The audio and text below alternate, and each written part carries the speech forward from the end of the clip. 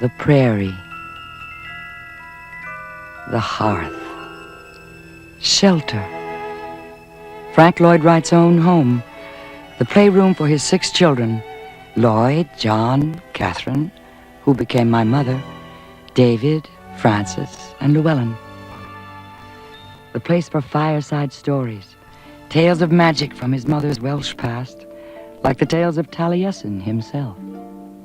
Taliesin was a legendary bard born out of some strange fish pond in ancient Wales.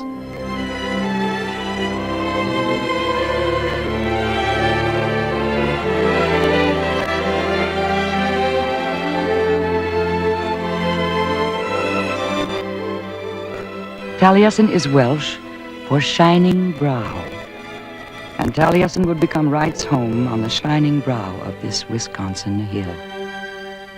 To Wright, Taliesin was a Celtic talisman of mythic Wales, an inspiration for his future architecture. His childhood was a restless one. He lived in 6 towns and 4 states before he turned 11, but this was the land he best remembered as a boy. Spring Green, Wisconsin, the valley the Lloyd Jones family farmed, his mother's family, the God Almighty Joneses, they called them. They worshipped here in Welsh as Unitarians. Early in my career, I was a very arrogant young man. I was so sure of my ground and my star that I had to choose between an honest arrogance and a hypocritical humility. And I deliberately chose an honest arrogance, and I've never been sorry. An arrogance confirmed in his family motto, truth against the world. It was the architect of this simple family church, Joseph Silsby, who offered the young country boy his first job, an apprenticeship that took Wright south to the rising industrial city of Chicago. For his first home in the growing suburb of Oak Park, the 22-year-old architect used a freer Midwest rendering of the East Coast shingle style. It is the spring. It is the sweetest spring of springs. It is the time for hope. Now begin. The words of Louis Sullivan, the pioneering Chicago architect who became Wright's hero, his Liebermeister. His decorative style so captivated Wright that he was soon at work as Sullivan's chief draftsman.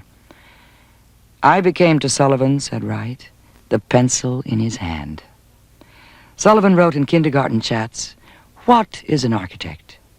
I think I am an architect. Imagination giving natural pattern to structure itself, the form following the function.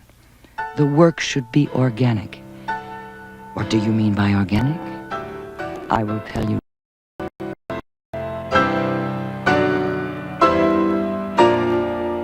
A golden organic arch. For the Chicago World's Fair of 1893, Sullivan built the Transportation Building.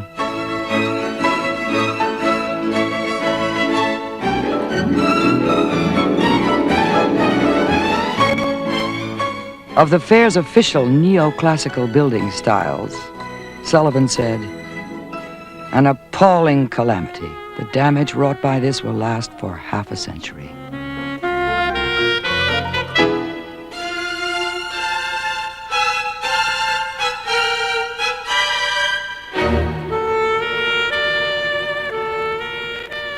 "20 years before, Sullivan, along with other adventurous young architects, had come out west to rebuild a city destroyed by the Great Chicago Fire. The past lay everywhere in ruins, old architectural styles burnt out and gutted. Wright shared Sullivan's impatience with the hold of the old world on American architecture. We really have no past except the older countries. And if we could only get rid of their past, we'd have a future. And until we do rid ourselves of that past, I can't see that our future is going to be any more than a repetition with a new face, new clothes, new appearances of a very old thing. But around the World's Fair, were other exhibits from ancient lands that touched Wright deeply, like the Ho-Ho Den, a sheltering temple from Japan, and the massive Mayan temples, the ancient architecture of the Americas. The decorative patterns and the wide overhanging roof of the Turkish pavilion. Architecture that seemed to Wright honest and integral to its time and place. 1893 was also the year that Wright, at 26, took off on his own after working for Sullivan for 7 years. This was his first independent commission, the Winslow House. Here, in Oak Park's neighboring suburb of River Forest, were the beginnings of a new architecture, the nucleus of what would come to be called the Prairie House. Wright's richly carved oak door opened to reveal the family hearth, placed here like a sacred fire.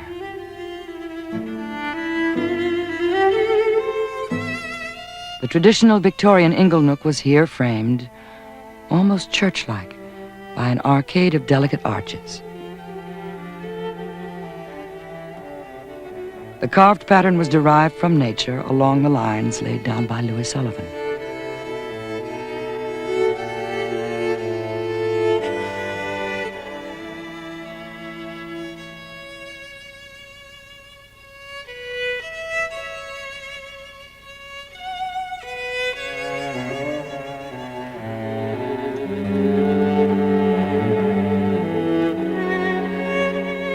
The excitement that Wright's first home provoked greatly encouraged the 26-year-old architect. The Winslow House, it was a terrific sensation. The whole town would stream around that way on Sunday, and he couldn't finish it without keeping people out. Same thing with the next house I built. Mr. Moore, who was a lawyer, came to me for a house and said he didn't want anything like that Winslow house, so he would have to go around back ways to the train to avoid being laughed at. So he got a half-timber house, but he got a porch on a half-timber house, which never happened before. I lived diagonally across the street from Mr. Moore, but he always thought that house was good half-timber. Wright's own house became a constant experiment in building. To the side of his original home, he added a studio for his expanding architectural practice. It was a place to think afresh. I inhale great draughts of space. The east and west are mine, and the north and south are mine. I am larger, better than I thought. He read in Whitman's Leaves of Grass. And the poet's plea, oh, to realize space, would become Wright's life commitment. His mother, an always forceful presence in his life, had willed him to be an architect even before his birth. In 1889, at the age of 21, Wright married Catherine Tobin, and their family would soon grow to 6. Here Wright set himself the task of rethinking the Victorian home. Slowly, he refined his ideas against the real demands of family life. A formal dining room was always a great opportunity for design. Again, Wright's decoration derived from Sullivan's love of intertwining natural forms. But in his children's playroom, where Catherine had her neighborhood kindergarten, there were signs of new directions.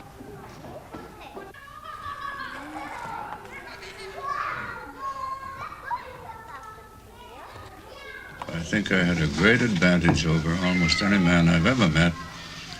When my mother, who was a teacher, my father was a preacher, when she went to the Centennial and saw there the Frabel gifts and learned that Frabel believed a child should not be allowed to draw from nature, to boondoggle with effects until he had learned the forms that behind that produced those effects. And there's a little gibbet here like this on which you hung the cube, the sphere. Then you were to make designs. And you sat there and wove patterns. By the pattern, you've got a sense of rhythm, as you would if you were playing the piano.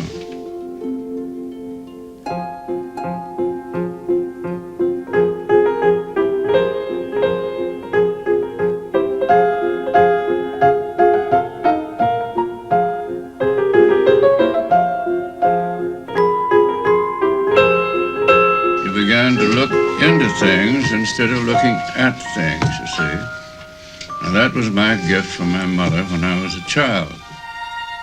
It was a gift that inspired this remarkable structure, the Larkin Administration Building of 1903, which only survives in this film taken by Wright himself and in a few dozen photographs. The Larkin Company of Buffalo, New York was a prosperous mail-order firm serving the entire United States with soap and household goods.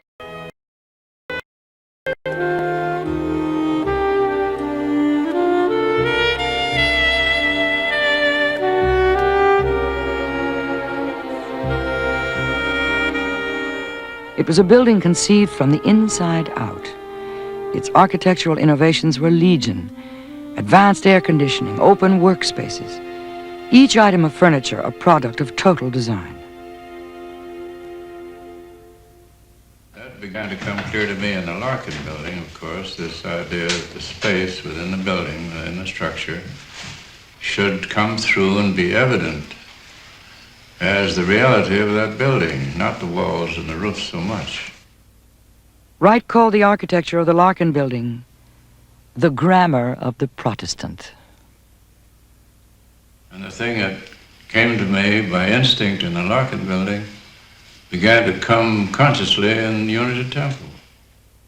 Unity Temple of 1904 was in fact two buildings, a secular meeting place linked by a wide entrance to the church proper. Wright turned a limited budget to heroic advantage by building in poured concrete. He was now 37. Now, when I finished Unity Temple, I was conscious of the idea.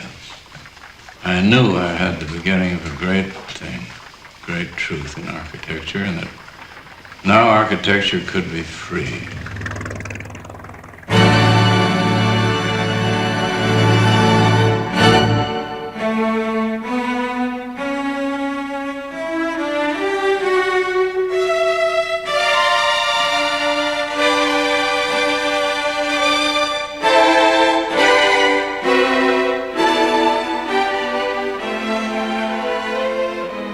Unlike all the other Oak Park churches in a suburb known affectionately as Saintly Rest, Unity Temple achieved its function without a Gothic tower from the Middle Ages. The Presbyterian church across the street was only a few years older than Wright's massive geometry.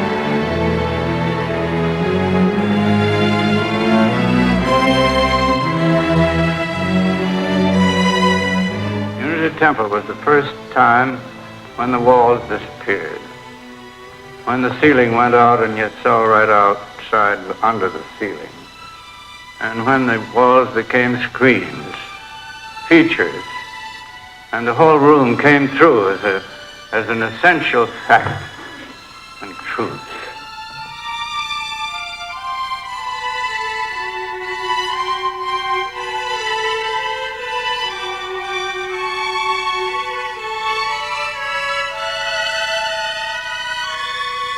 Embraced and integrated by ornamental banding, the interior space of Unity Temple was a masterstroke.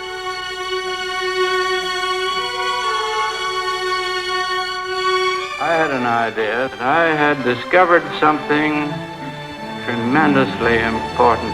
And what was it?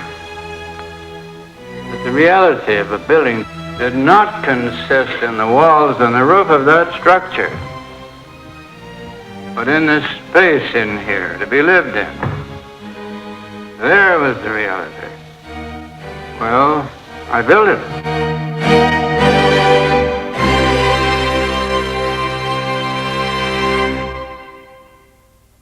Meanwhile, Wright's domestic work was growing by up to a dozen homes a year, in seemingly endless variations of invention, a continuing quest for the ideal and perfect house.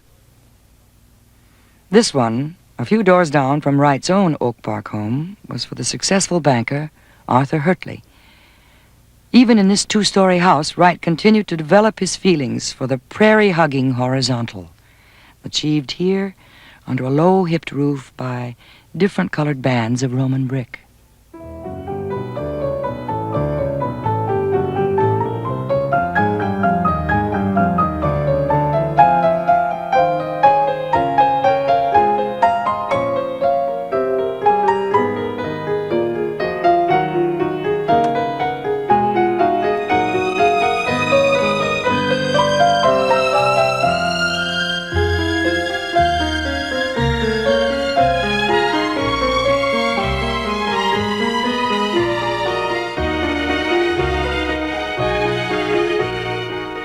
Nothing seemed more important for the young architect than the sense of shelter invoked by a welcoming hearth, its fire burning deep within the living spaces of the home.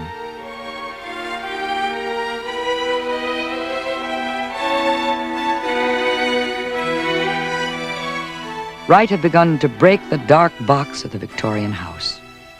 More and more, he observed, light is the great beautifier of the building.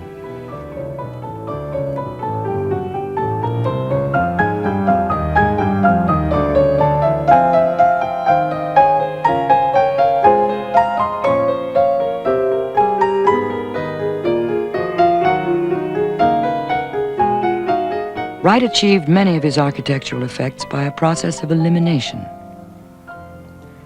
"Japanese prints intrigued me and taught me much," he wrote, "by the elimination of the insignificant. Japanese art, I found, really did have organic character. It was nearer to the earth and nature, therefore more nearly modern, as I saw it, than any European civilization, alive or dead."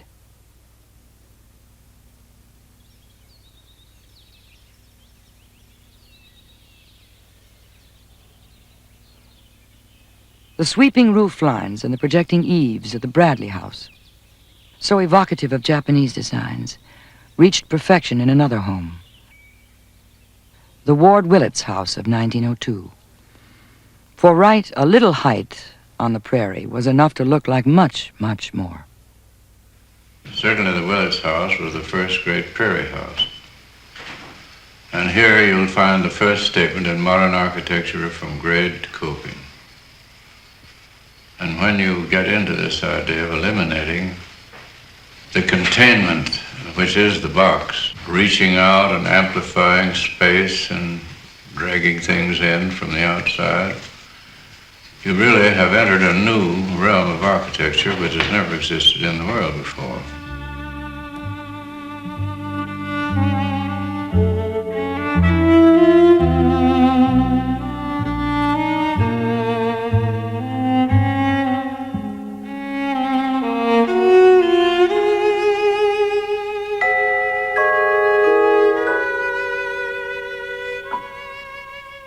Natural colors, the soft, warm tones of autumn leaves and earth comprised Wright's palette for the Susan Lawrence Dana house in Springfield, Illinois. It was a dream home upon which Wright lavished every facet of his creative skill.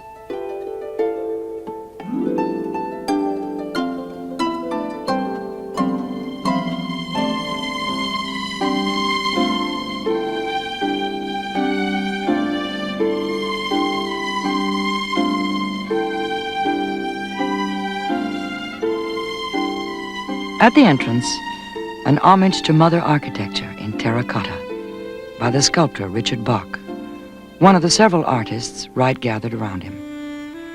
Here, every item of furniture was designed. Room partitions were dissolved into one great flowing space.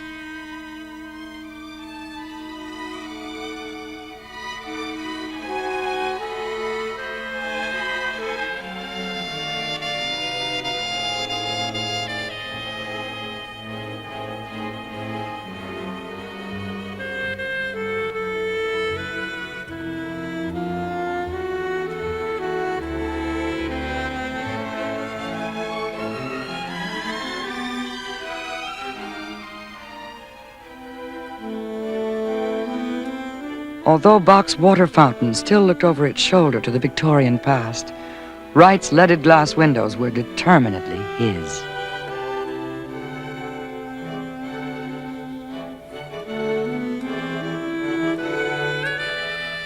The natural forms of ripening sumac became a series of vertical abstractions in the colors of a prairie fall. Wright loved to celebrate the lowly weed.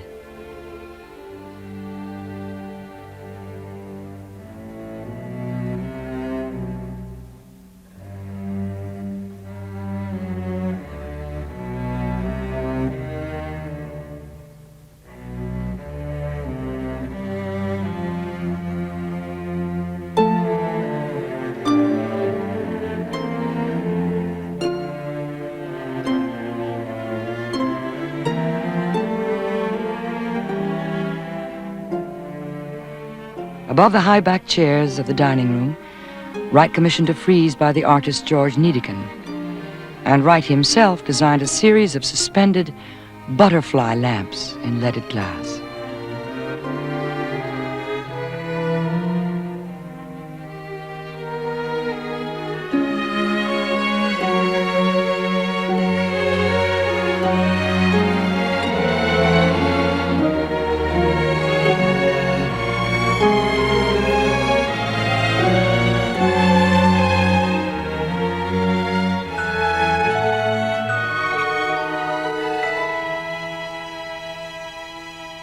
Susan Dana was the first in a series of rich and singular women to commission Wright.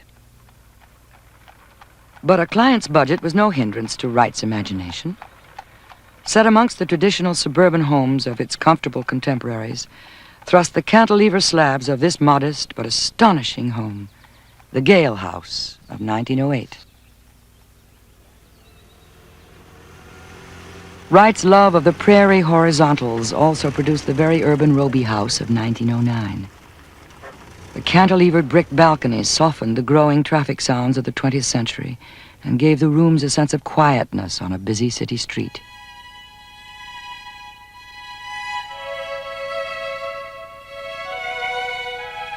"I want to look out and down to my neighbors without having them invade my privacy," requested the young engineer, Frederick Roby, of his architect.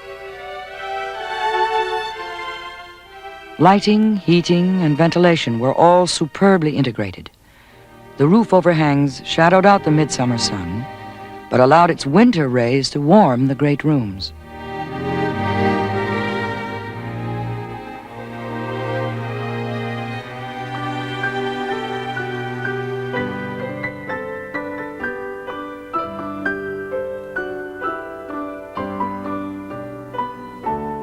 In counterpoint to one of the long, low rooms, Wright designed an enclosure of high-backed chairs, creating an intimate inner space for dining. To emphasize the building's horizontal sweep, even the mortar between the red Roman bricks was raked away.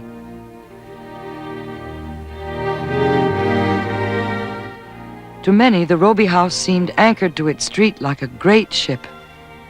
In fact, Wright actually used steel from a Navy cruiser in its construction. The elimination of the inessential. No downspouts. Wright believed that the Roby House was one of his greatest achievements. It was the end of an extraordinary chapter. From large to small, Wright had designed over 150 homes by 1909. His famous prairie houses had even borne a school of Midwest followers. Yet in his early 40s, in seeming defiance of his fame, he placed his architectural practice in the hands of his draftsmen and women and left. First he went to Germany, accepting an invitation from a Berlin publisher named Wasmuth to print a portfolio of his architectural drawings, his complete life's work.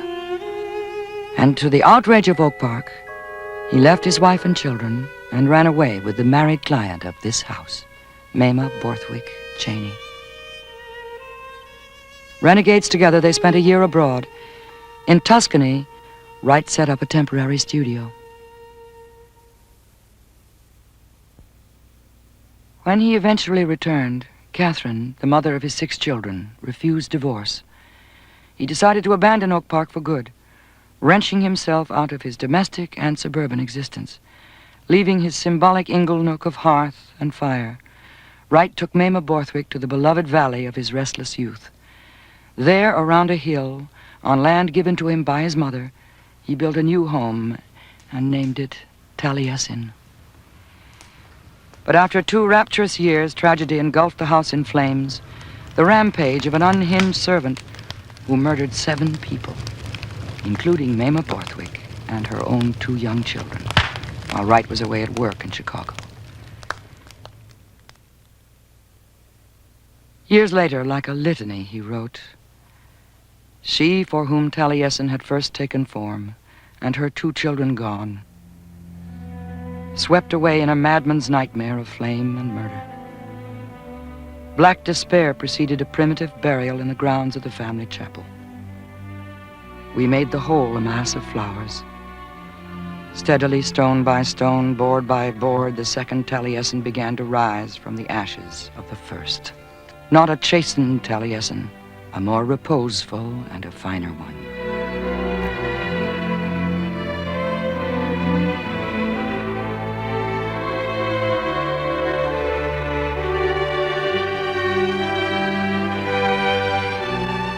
Against all this, Wright completed his interrupted work on the Midway Gardens. A good time place, he called it, for Chicago to dance and dine. To many, he remembered, it was all Egyptian, very Japanese to others, but strange to all. Sadly, too strange to last. During the dry days of Prohibition, which Wright always called the affliction, it was reduced to rubble. His last Chicago building.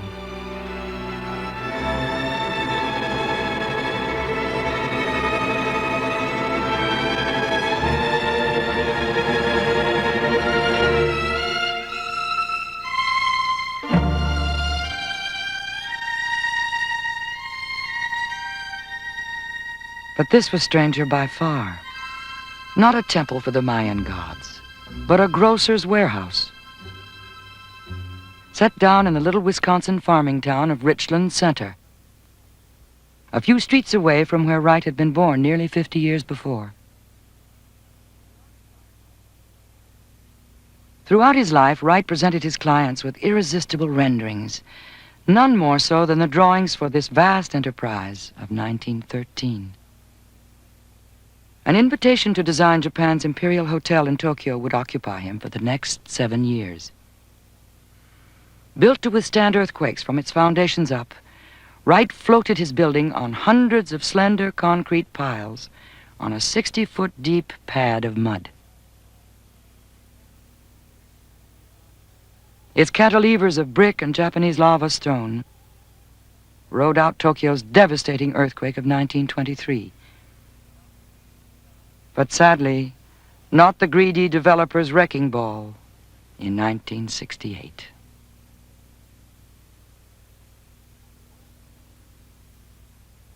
The old-fashioned hollyhock, abstracted in concrete.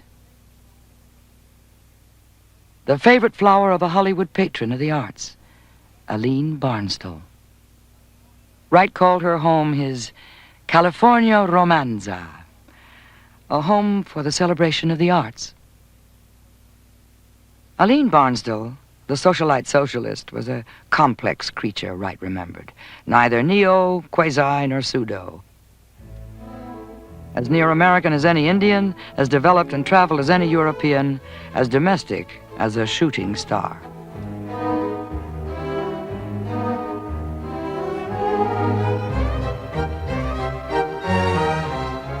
In the 1920s, when Wright's specially designed furnishings were all in place, the skylight could be opened to the heavens. What rain that ever fell on California could fall here, as droplets in this moat around a hearty fire, a harmony of opposites.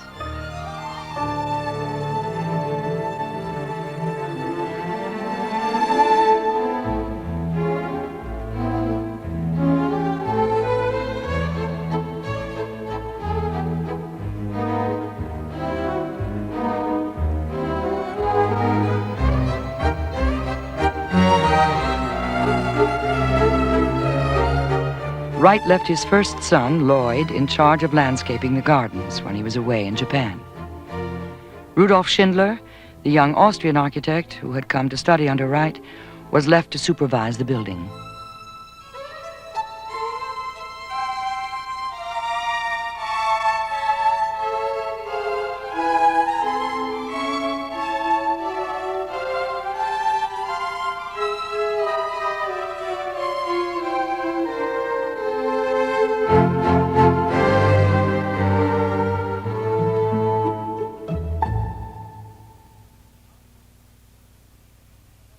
Hollyhock House was the forerunner of other California homes.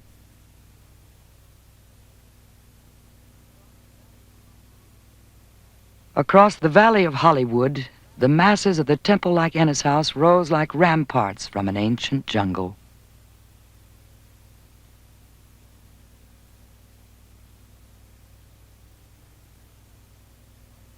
To achieve his luxurious effects, Wright took that despised outcast of the building trade, the concrete block.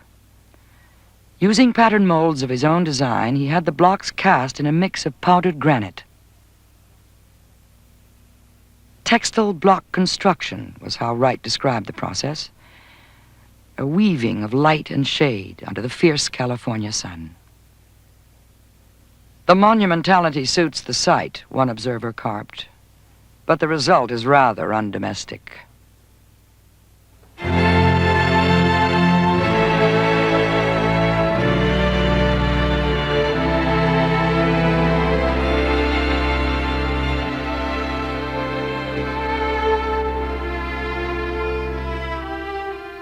My father was the man who taught me to regard a symphony as an edifice of sound. And when he told me that, I was a youngster, who I may have been 10 years old, I began to listen to music as a kind of building. It seems to me that music is a kind of sublimated mathematics. Well, so is architecture, a kind of sublimated mathematics. In the same sense that music sublimates mathematics, so architecture does. And there lies the great relationship and the warm kinship between music and architecture. Wright achieved his effects without the aid of historical devices. The old Mayan god of fire placed here above the hearth by the home's first owner disappointed Wright. He felt his house owed its spirit to the original architecture of the Americas, but the design was his, and his alone.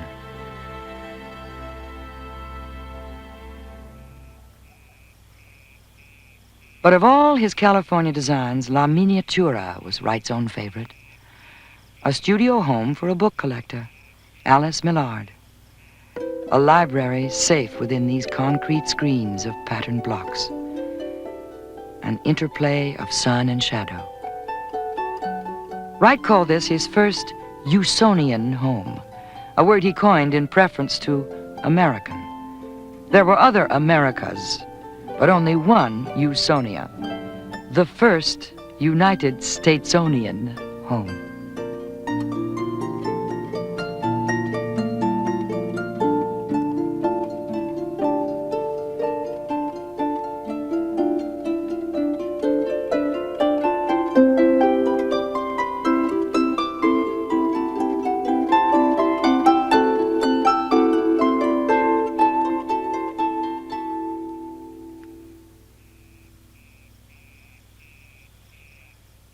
As America and the world headed into the crash and the Great Depression, commissions in architecture were few. Those lean years were spent on projects that came to nothing. Wright was reduced to living on his past as though his work were over by giving talks to universities across the states. He began work on his autobiography. He was now past 60. Fate struck once again. Taliesin was hit by lightning and burned once more.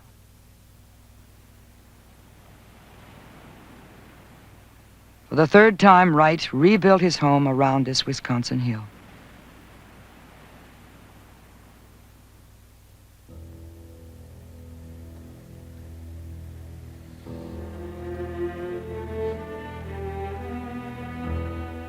Into this great living room, Wright gathered together his furniture, the designs of 30 years.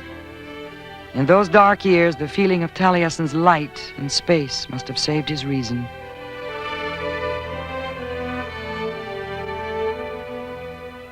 More and more, Taliesin became his fortress, a refuge from the lurid accusations of the yellow press. For Wright was now besieged by the tabloids, seldom queried on his architecture, but on his personal life.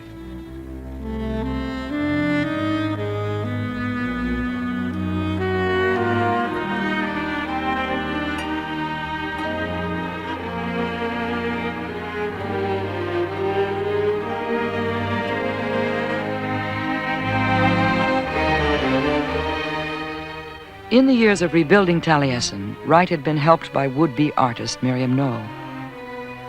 She had accompanied him to Japan. Although their 9 years together were often strained and fraught, Wright married her in 1923, the year his mother died. But soon a chance encounter would radically change his life. At the Chicago Ballet one night, Wright had fallen in love with a young follower of the mystic Gurdjieff, the daughter of a Montenegrin judge, Olgivana Lazovic.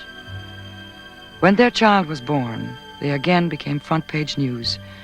Pursued by news hounds, faced by financial ruin, they even had to spend a night in jail before his divorce was finally granted. Once married in 1928, they set upon a course of action that would, in effect, re-establish Wright as an architect. The old hillside school Wright had built for his aunts some 30 years before became the basis for the Taliesin Fellowship, a community of apprentices who would learn the roots of architecture, as much by working in the fields as on the drawing boards. Wright established the Taliesin Fellowship in 1932. The next year, ironically, Hitler closed the great German School of Architecture and Design, the Bauhaus. Of all the structures actually built, the most impressive was the great drafting room. Its roof trusses, hewn from trees felled in the woods above and built by the apprentices themselves, inspired Wright to call it his abstract forest.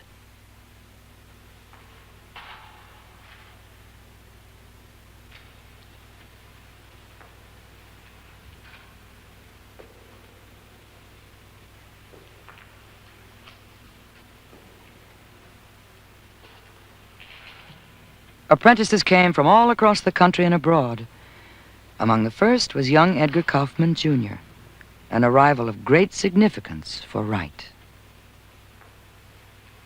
You all want to design things. You want to learn how to design things, of course. But you don't learn to design things by sitting at a drafting board with a pencil in your hand and a T-square and triangle. Now, I never sit down to a drawing board.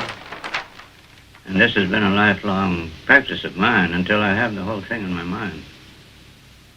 I may alter it, but unless I have the idea of the thing, and pretty well in shape, you won't see me at a drawing board with it.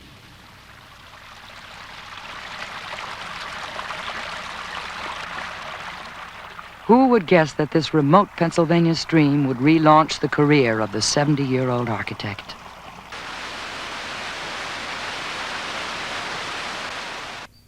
These woods were the favorite escape for the Pittsburgh department store owner, Edgar Kaufman, the father of Wright's Taliesin student. When young Edgar brought his father to commission a weekend home, he could hardly have imagined this. Falling water. Before a stone was laid, Wright wrote to Kaufman, "The visit to the waterfall remains. A house has taken shape to the music of the stream." "I thought you placed the home near the waterfall, not over it," Kaufman answered. "I want you to live with your waterfall," Wright replied. "Not just look at it, but for it to become an integral part of your lives."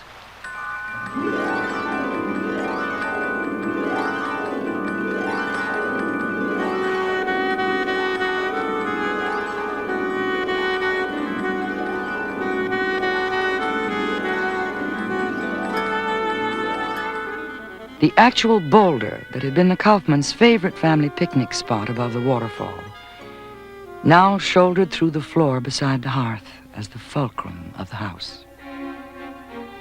It seemed natural for Wright to cantilever the house out from that rock.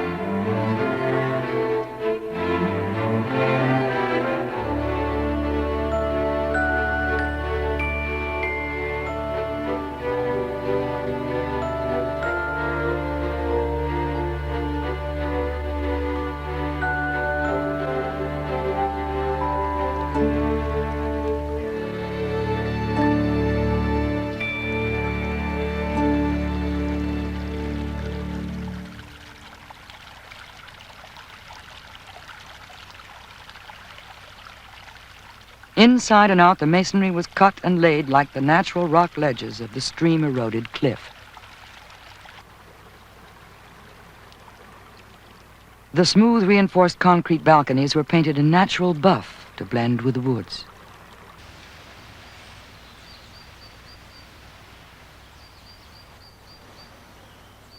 Falling water. A house at one with nature, in perfect harmony with its site, compounded out of numerous parts into one harmonious whole.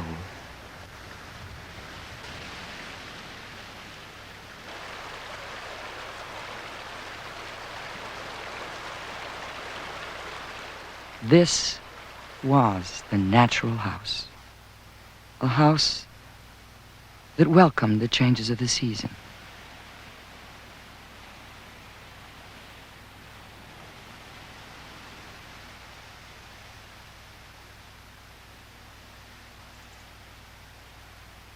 The horizontal sweeps of the cantilevered balconies and the vertical thrust of the stone and glass fireplace core anchored the house to its rocky ledge and echoed the plunge of white water over the falls.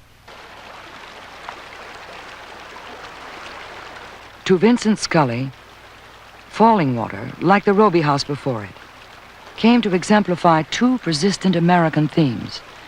The first, of mobility, of flight, of getting away. The second, a rootedness and security. To Wright, falling water grew out of this gorge like a plant. How does nature build a tree? She builds it from the inside out. That's what organic architecture is. It's building the way nature builds.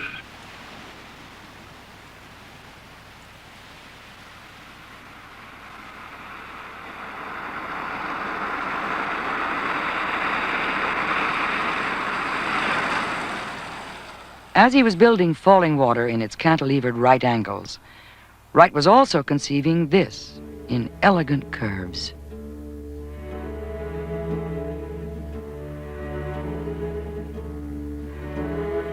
The administration building for the Johnson Wax Company of Racine, Wisconsin, in 1936. Here, Wright encircled a basic brick structure with bands of glistening, translucent Pyrex tubing.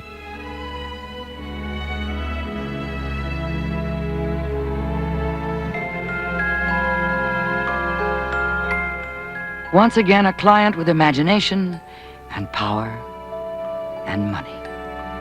Herbert Johnson was the president of his own private company.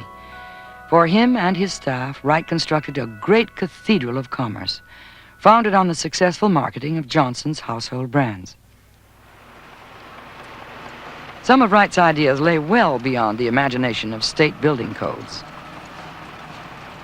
To win his Wisconsin building permit, Wright arranged this dramatic public spectacle. Officials claimed that his elegantly thin concrete columns were too weak to support the roof. Ton by ton, he ordered one to be loaded up. The state engineers required the columns to support between 2 and 12 tons loading. With 60 tons up, Wright was allowed to start building. In fact, these slender columns supported little. They were there to create a great communal working space in the spirit of the Larkin building of 30 years before.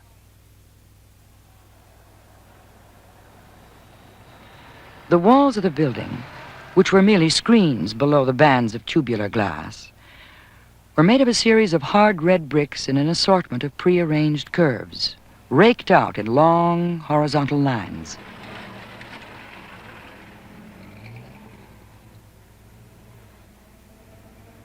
The smooth curves celebrated the age of streamlining.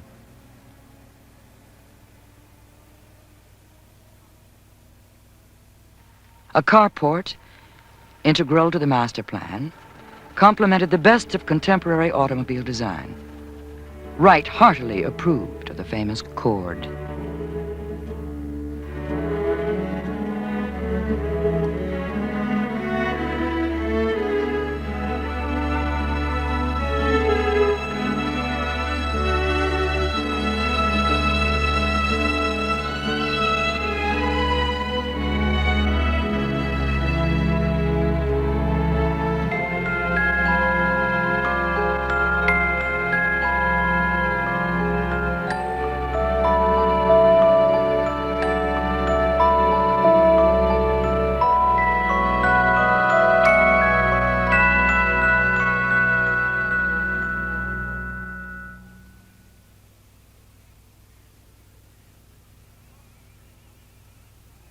A tall research tower came 10 years later, as counterpoint to the almost feminine curves of the long, low original building.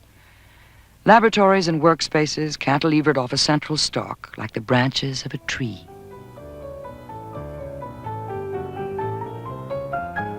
Looking out from the inside, there was no view of the dingy downtown industrial landscape. Only patterns of light refracted through Wright's shimmering tubes of glass.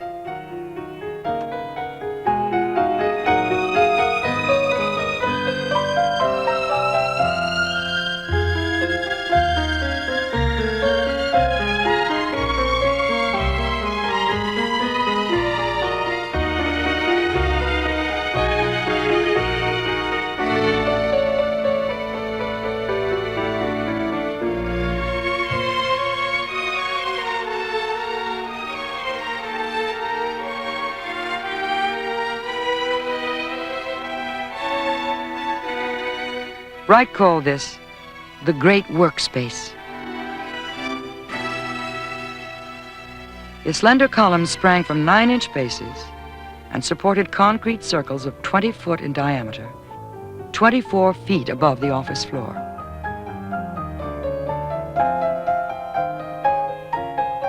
A complexity of cantilevers hidden in the simplicity of Wright's organic, lily pad-like forms.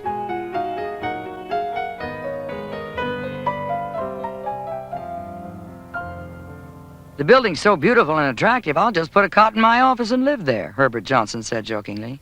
Oh, no, you won't, Wright returned. I'll build you a house. Wing spread, the Johnson residence. Wright called it his last great prairie house.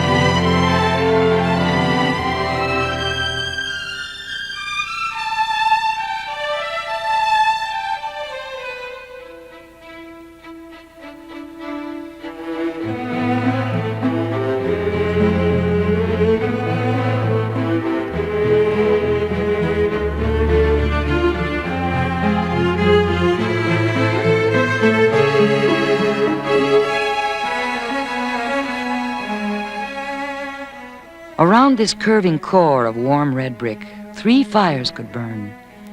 The family could follow the movement of the sun around this open space through the different activities of a day. a triumph of Wright's zoned living plan, a scheme he'd first developed some 30 years earlier in Oak Park.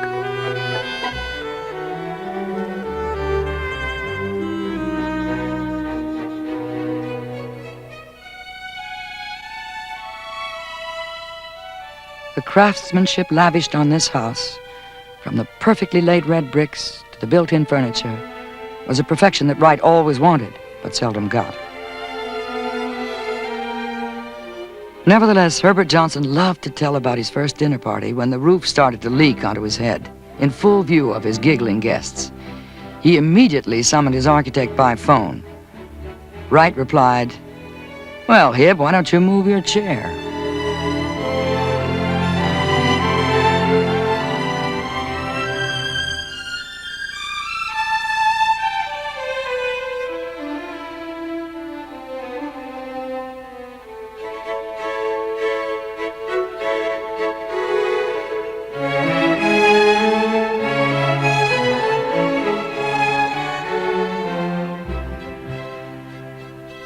But all Wright's interests were not confined to dream homes for the rich.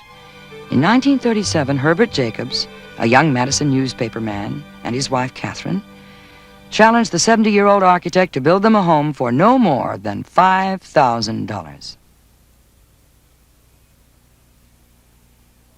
What this country needs is a decent $5,000 house. So we asked Wright, "Can you build it?"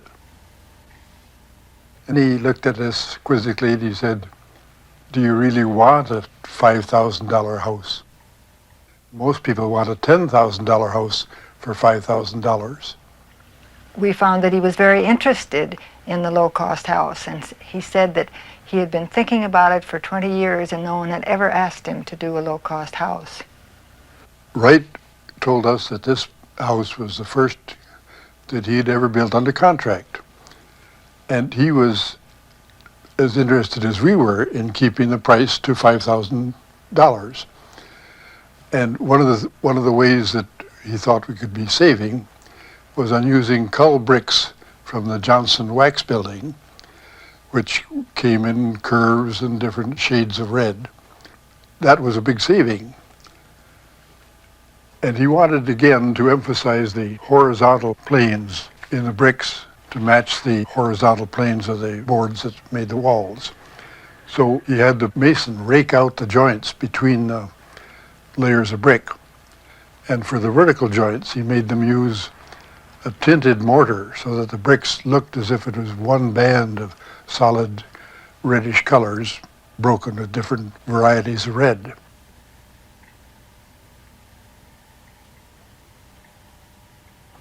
That was a lovely house to live in. We enjoyed every minute of it. Mr. Wright had told us when we first started, you know, you ought to go out to the country. You shouldn't live in the city. We decided that we'd take his advice, and in 6 weeks we sold the house, bought a very rundown subsistence farm of 52 acres, and moved to the country, from the sublime to the ridiculous. Mr. Wright made a trip over to the farm to walk over the hill where we thought, or the meadow where we thought we would place the house, had his cape on his shoulder and his cane, and we walked through clover fields. And he finally came to a spot where he said, "I think this will be the axis." And evidently it depended upon the prospects in various directions, as he knew the house would open up to the out of doors. Susan had been watching, and she said, "Mother, it's just like his making music." Wright scooped out the dirt of the sunken garden to make a sunken garden in front of the house and piled it at the back to form a berm which would protect the house against the cold winds from the north.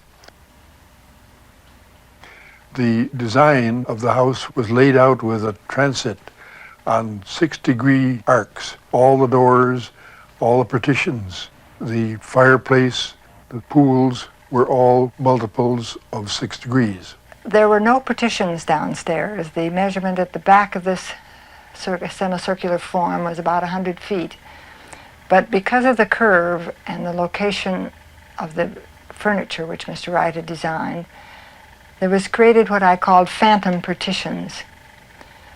At one end was the kitchen huddled back into the stone walls, which opened out to the window area by the long dining room table, wrapped itself around the stone walls. But when you were in either end of that space, the curve and the furnishing sort of blocked out the rest visually. Wright named the house at the beginning the solar hemicycle, and it is interesting to note that it became, many years later, recognized as the prototype for passive solar design, and many other houses have since been modeled on that basic concept. When he was explaining how the house would work for us, he said, there are two things that modern architecture can give to a house: the sense of space and the sense of shelter. And this house achieves it by the overhangs that extend out to give the sense of shelter, and the sense of space is through the whole layout of the architecture. The winter months at Taliesin were bitter cold, and building stopped. So in 1937, to escape the worst of the season, Wright decided to build a rough-and-ready camp in the warm Arizona desert outside Phoenix.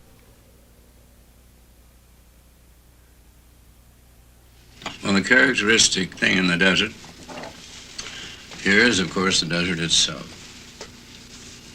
And I've always regarded it as the greatest lesson in construction, form following function, if you like, or form and function being one, that exists. Again, the Taliesin apprentices constructed the forms of what Wright liked to call his own desert masonry, a rich matrix of volcanically colored rocks in their natural shapes.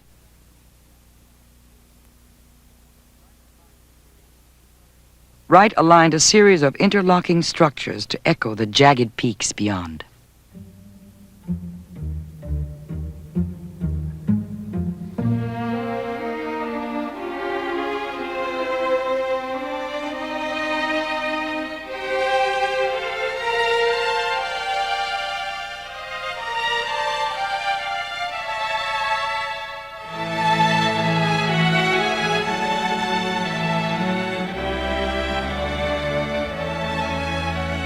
Taliesin West grew like an unprotected frontier camp, its margins blurred into the desert scrub.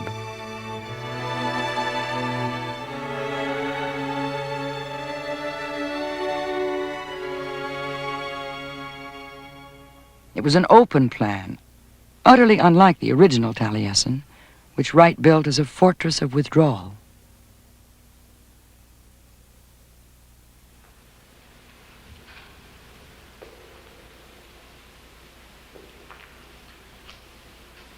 For the great drafting room at Taliesin West, redwood trusses, glass, and a roof of canvas shedding golden light.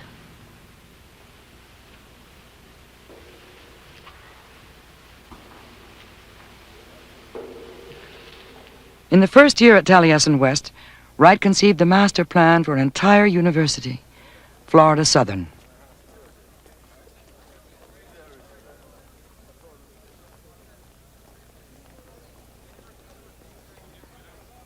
The president of this independent but then underfunded college realized his vision by having his students begin building their campus with their own hands. A series of terraces and covered walkways, which Wright liked to call his esplanades, linked the college buildings.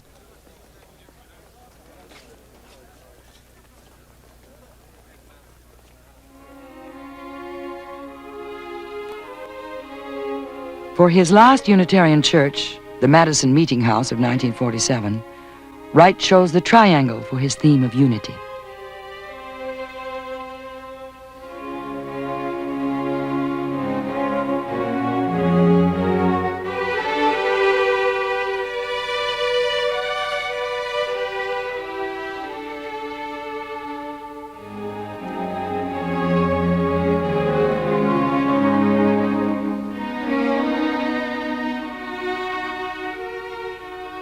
Wright, who was now 80, had persuaded the congregation to build their church away from the inner city.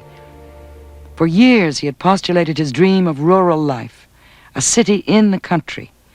He called it Broadacre City, and had his students build a model of 4 square miles, an ever-expandable grid where all residential, industrial, and social needs were represented, where each family had a tillable acre of land.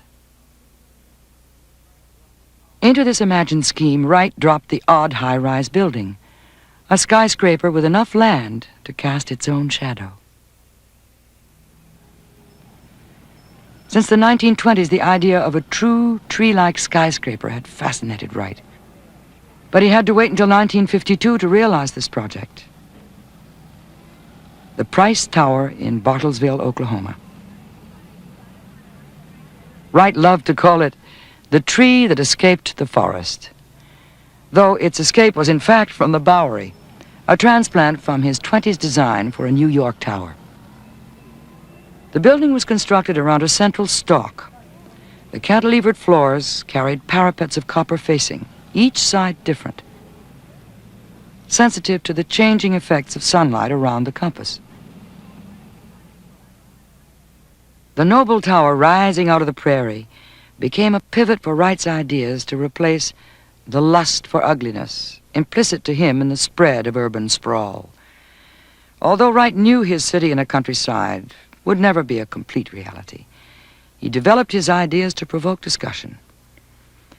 A place that was at once everywhere yet nowhere, a long look back to the future, for he filled his utopia with buildings from his own past work, a world all of his own design.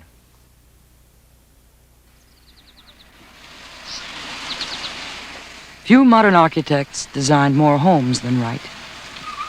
This one, for the Cincinnati car dealer Gerald Tompkins, Wright called a Usonian automatic. The theory was that anyone could build it.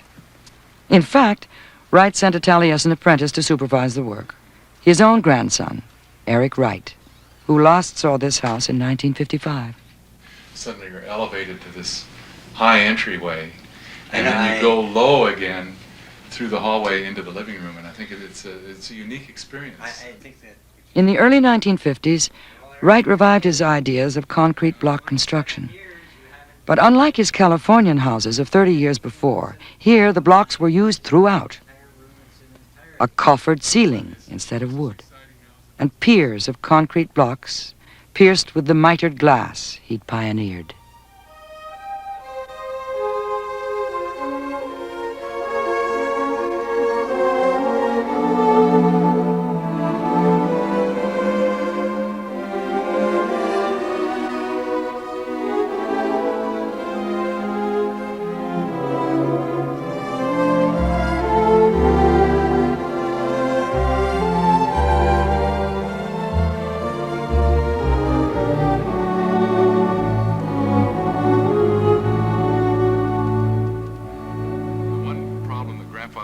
Having with these houses, because his concept of this block house was that it was going to be a house for every man, and that you could take these blocks and everything is self-explanatory. This is a Usonian automatic house. Well, the idea of the automatic was that you could just stack the blocks. You see, the blocks were the module, were the unit system, and you just kept stacking the blocks. And it's just like building blocks for children.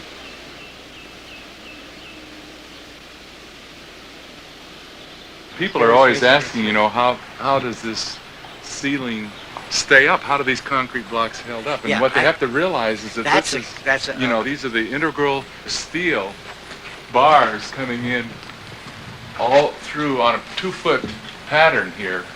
Every 2-foot square, running in every direction are iron bars, and then they're tied in each corner. Right. Each corner was tied. Plus, in here, as they run along, as the bars run along, in these grooves, there's a core in there. The block makes a core, and that was filled with grout.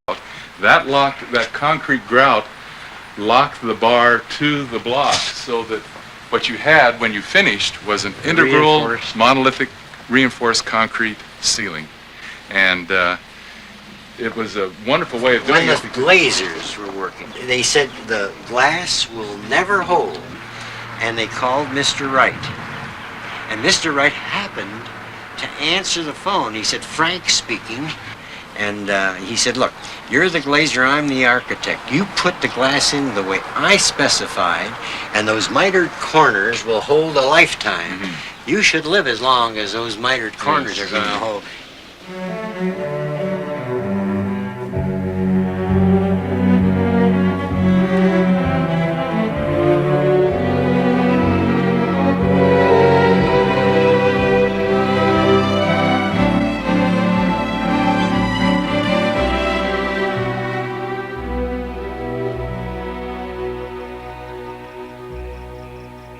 Wright was one of the first architects to conceive of concrete blocks as having the possibility of natural beauty. This home, uncoiling itself in the Arizona desert, was for his son, David Samuel Wright, whose business was the manufacture of concrete blocks.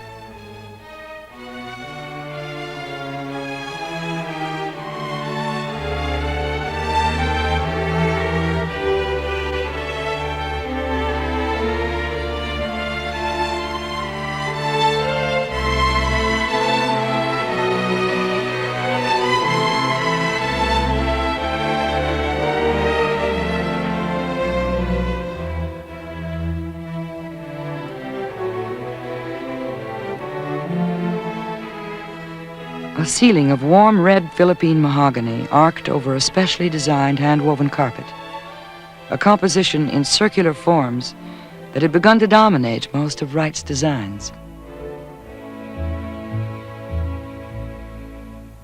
For years, he had wished to combine the circle with the spiral. His chance to remodel a San Francisco gift store realized this interior.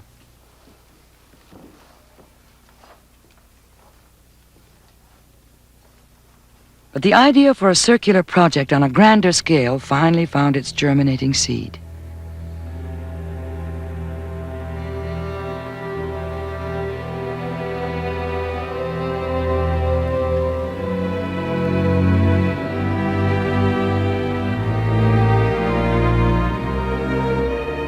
"Build me a museum for non-figurative art," was Solomon Guggenheim's exhortation.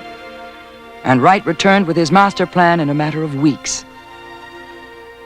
The idea for a spiral building had long been in Wright's mind, at least as far back as this unrealized project of the 1920s.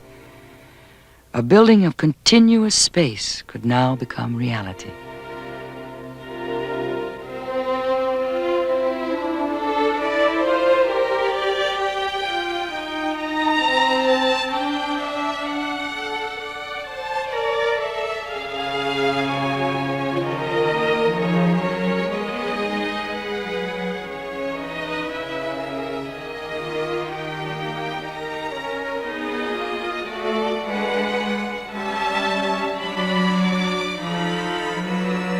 Only one American millionaire that ever faced the future when he died and put his little white alley on what he believed in for the future, and that was Solomon Guggenheim.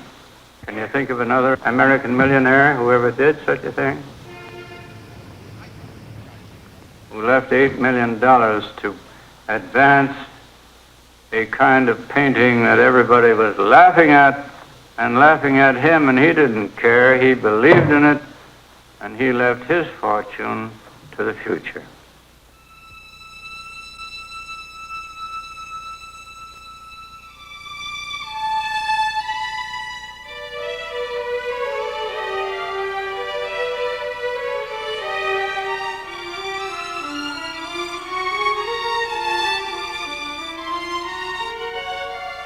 Wright struggled to steer his unprecedented Guggenheim design through so many hoops of the New York building codes, meant that he never lived to see his master work completed.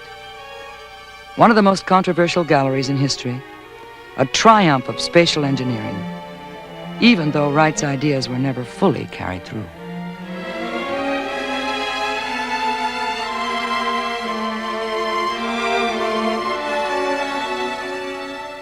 A New York City landmark brought to life on the drawing boards of Taliesin by hands that could just as easily drop their pencils to rebuild a broken dam. When he died, a month or so before his 92nd birthday in 1959. There were many projects left to build, like his plans for the Marin County Civic Center in Northern California. These and other buildings were ultimately brought to life by his Taliesin associates in the years following his death. Now, I see in Marin County, in this opportunity before me and you, a great chance for free, open spacing, ground, room. Now, the Civic Center has a kind of an ominous ring. The sound of Civic Center is a little bit as though everybody was going to stand on everybody else's feet. But let's avoid that centering too much. Wright's ideas of democracy called for offices where all hierarchy was abolished. Like the Larkin building of over 50 years before, every room had direct access to the central well. But here they also had access to the great outdoors.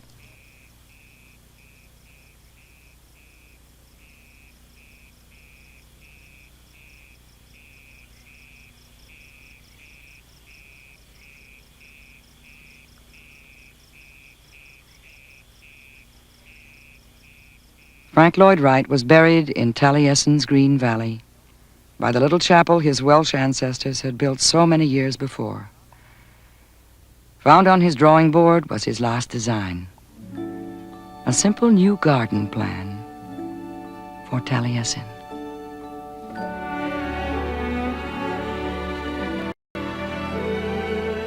When the materials are all prepared and ready, Walt Whitman wrote in Leaves of Grass, the architects shall appear. The greatest among them shall be he who best knows you and encloses all.